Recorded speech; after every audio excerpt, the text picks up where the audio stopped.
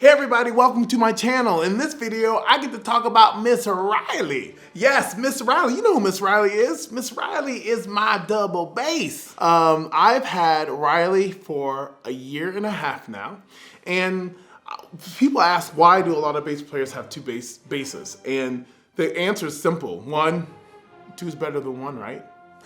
But two, it's nice to have two instruments so you don't have to lug one to work and then lug it back. That's another reason. Three, they're sometimes, because of the difference in the quality of the instrument, or particularly if it's a really nice instrument, if you're doing outdoor concerts or things like that, a lot of instrumentalists will have second instruments that they'll play in the heat or when it's cold, so they don't put their nicer instruments at risk. What I mean by nicer instruments, they're very expensive instruments at risk. For a bass player, the other reason might be because you might have a solo instrument versus your orchestral instrument. So what do you mean by solo instrument versus an orchestral instrument? The orchestral instrument will have generally the fat strings and the longer string length, and maybe even a higher distance between the strings and the fingerboard, so you can kind of really pound it at it in orchestra. Whereas your solo instrument might have different strings, might have solo strings, which are generally softer and thinner. You might have a lower action, that's what we call it, the action, which is the distance between the fingerboard and the strings, and it also might have a shorter string length. The shorter string length makes a big difference because when the string length is shorter, it's actually easier to get around the instrument. For example, the bass versus a violin. Which might be easier to play scales quickly on?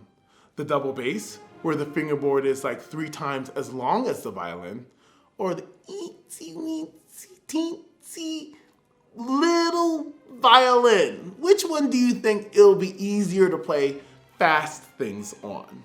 Yes, and there you have it. So not to say that we were gonna get a bass the size of a violin, because that would just be weird and also look strange. A slightly smaller string length does make it easier for us to play. So the string length on Norma is 42.5 inches, and the string length on Reiley is 40.5 inches. I think that's right, 40.5? Is it a touch smaller? It might be a touch smaller. Anyway, so Aaron Reiley, funny I bring up that name. So Miss Reiley's father is Aaron Reiley of Guarneri House in Michigan. I've known Aaron for a long time because it was from his father, Stephen, that I bought Norma.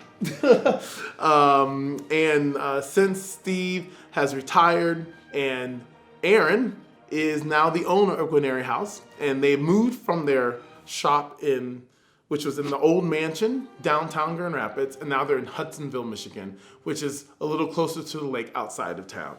So why am I working with people in Grand Rapids, Michigan, of all places on the planet? Well, Grand Rapids is where I had my first job. So that's where I met Norma, and it's also where I met who would end up being the father of Miss Reiley. So Miss Reiley, I had Miss Reiley made, again, for all those reasons that I've discussed, but the other big surprise about Miss Reiley is her neck. Her neck comes off. What? Yeah, her neck comes off. So I had a special flight case made that's light. This guy out of Montreal, he did great work. It's expensive, but he did great work because it's light and very, very strong and durable, and I put a ton of fragile stickers on it after I bought it. But I can take the neck off and I can put it in this box. It's easy to carry. It fits in most vans. I had no issue taking it to the airport. It's pretty, I try to get it as air proof as possible to keep it airtight and air sealed. And when you weigh it, it is just under 100 pounds. I think it's 100, or is it 70? It's 70. I think I got it under, yes, I actually got it under 70 pounds. I had to take something out. I can't remember what it was. I think I had to take my bow case out, and I think it actually may have come in under 70 pounds, which means you only get one overcharge for oversized versus overweight. But if I put my bow case in, then I have to pay the extra 25 bucks for the for the trip.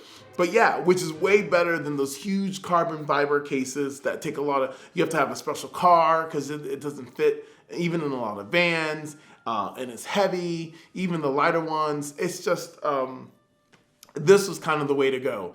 The only thing about having a bass where the neck comes off is you have to then learn how to set a sound post. So what is a sound post? The sound post is a thing inside the instrument. Give me a sec. I might just have a sound post to show you. So this is a sound post, and this is actually inside the instrument. Now, this is a sound post for Norma. And if anyone has seen my Norma video, I said I haven't done much to that bass. Well, technically Norma has a winter sound post and a summer sound post, and I've never changed it. I've never changed it. Oh wait, this even, get out of here. Look, I've never seen this, y'all. Wait, oh, you can see that. Let's see, can you read that? I think you might be able to read that. It says summer post. Panormo, summer, that's what it says. Panormo, summer. That's amazing. I've never even seen that on the post before. So this is a sound post that Norma should have in the summertime. Because in the summertime, the bass gets bigger. So the sound post can actually get longer because the space actually gets bigger. In the winter, the basses contract and you can have a shorter sound post. But the sound post actually helps determine our tone. It can actually make the instrument, the strings more or less responsive. So the sound post plays a great role in addition to connecting the front top of the bass to the bottom of the bass. And I think I have a picture where you can see the sound post when I was learning how to set up sound posts. You can see where I have how the sound post sits on the top. So it's kind of amazing how it sits just under the foot of the bridge if you're looking down on the left foot. Yes. And the vibrations from the strings go through the bridge, go through the top, but then through the sound post and help vibrate the back and helps the instrument resonate as a whole. So there's your story about sound posts. So I had to learn how to set a sound post, and when I did my first performance with Reiley, it was at the Charlottesville, what is it called? Wintergreen, outside of Charlottesville, Virginia. Wintergreen Music Festival. And I played the Tan Dun Bass Concerto, and luckily one of my students, former students, Neil Walters, helped teach me how to set the post. I had a few lessons, and I've only had to do it once or twice since, and I should probably do it more often because it is meticulous work and it takes some time. But if you use one cell phone, you can take pictures. Yeah, so you need one cell phone for the light and another cell phone for the pictures. You can actually look up and see if the sound posters fit well or not. That was a big helpful trick for me. Maybe it would be a helpful trick for you, but you shouldn't be moving your sound post unless it's an emergency or you have the help of a professional. Because if your sound posts fall, by the way, if your sound post falls, you loosen your strings immediately.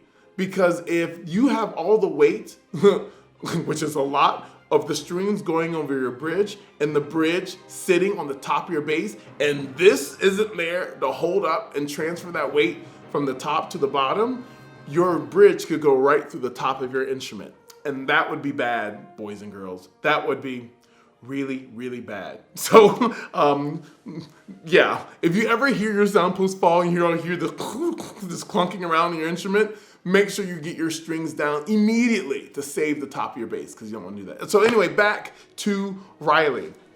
So I can take her apart. I learned to set a sound post, and she's a great bass. She is modeled after the Cavallini. Now the Cavallini is a bass that I played in college.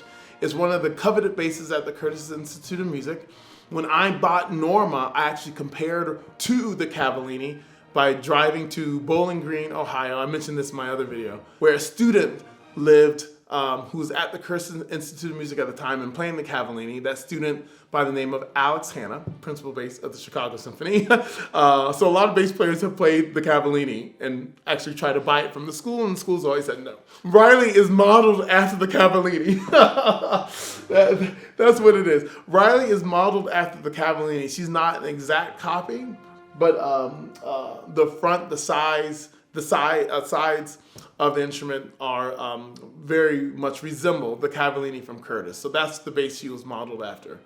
Another unique thing about Reiley is Aaron, the maker of the bass, put his signature maple leaf on her scroll. If you know Aaron Reiley's basses, Aaron normally puts as a signature a maple leaf somewhere on the instrument. I've seen it on the back. Generally it's been on the back of the bass, but this one he put the maple leaf on the scroll, so you can see that there. Maple leaf shining brightly. I met Reiley at the Sphinx competition, and I was playing in the orchestra, so I got to play some orchestra stuff, and I was saying I made an Instagram video playing Kutovitsky, I believe, on the new instrument. And from out the gate, she was great, had a huge sound. And she went on to go, I have to remember, but she went on to go to the ISB convention and won Best Tone Award, I believe. Best Tone Award and like second overall. Reiley did a good job at the International Society Bass Convention. That must have been in 2019.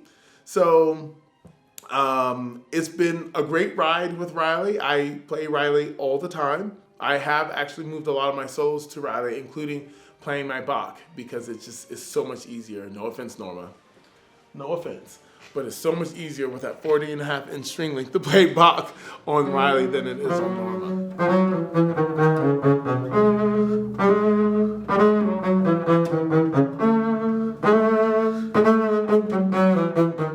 So that's Reiley, a year and a half, and I think about my basses.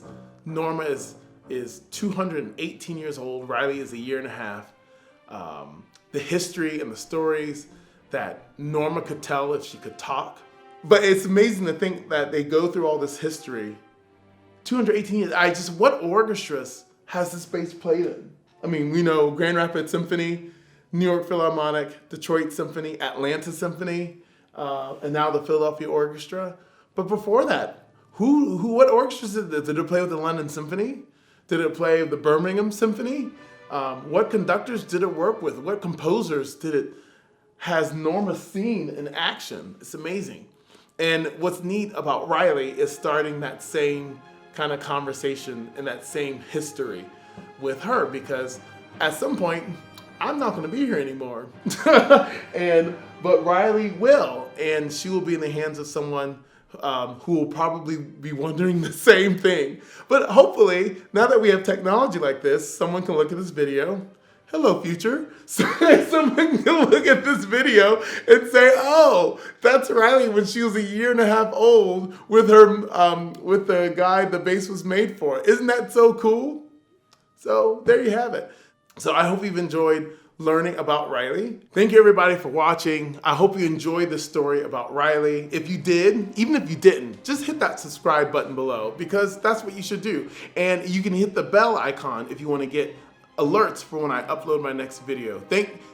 It's been so fantastic working with y'all on this channel. So thanks so much for watching. Thanks so much for your comments and your support. And I will see you next time.